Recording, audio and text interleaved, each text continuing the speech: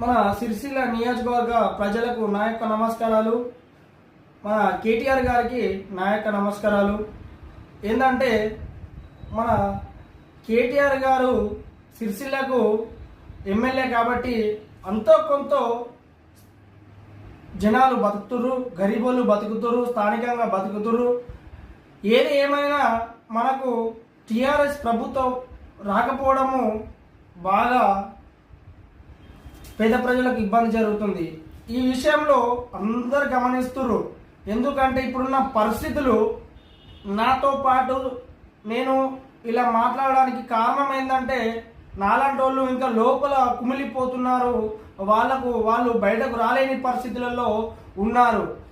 ఎందుకంటే ఒక ఆఫీసరు అనేది ఎట్లా ఆఫీసర్ లానే ఉండాలి కానీ పర్సనల్గా తీసుకొని ఒక అడ్వకేట్ మాటలు నమ్మి ఒక నన్ను ఎంత ఇబ్బందికి గురి చేస్తున్నాడో ఇక్కడికి అందరికీ తెలుసు. ఇప్పుడు అలా నేను చేసింది ఏం లేదు, చేసినది చారణవంతు కూడా లేదండి. చారణవంతు లేకపోవడము నేను ఒక కేసులో రిమాండ్లో ఉండగా అది ఎక్స్ట్రాక్షన్ కేసు వారెంట్ అయింది. అది ఎందుకు వారెంట్ అయిందో కూడా నేను జైలు ఉండగా వారెంట్ అయిందని తెలుసు. అది నాకు ఎన్ఓసి పేపర్లు ఇవ్వకుండా నాది రీకాల్ కాకుండా చూస్తున్నారు. నేను రీకాల్ పోతే ఒక 20 మంది పోలీసు వాళ్ళు అక్కడ కోర్టు చుట్టూ నాది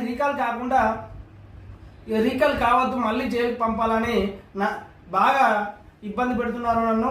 ఇక్కడ జరిగిన విషయం ఏంటంటే మా అమ్మ ఆరోగ్య పరిస్థితులు బాగా లేవు అని కూడా తెలిసినాక కూడా నాకు ఎన్ఓసి పేపర్లు ఇవ్వకుండా, నా కేసు పేపర్లు ఇవ్వకుండా, రీకాల్ కాకుండా అన్నీ అడ్డుకుంటున్నారు.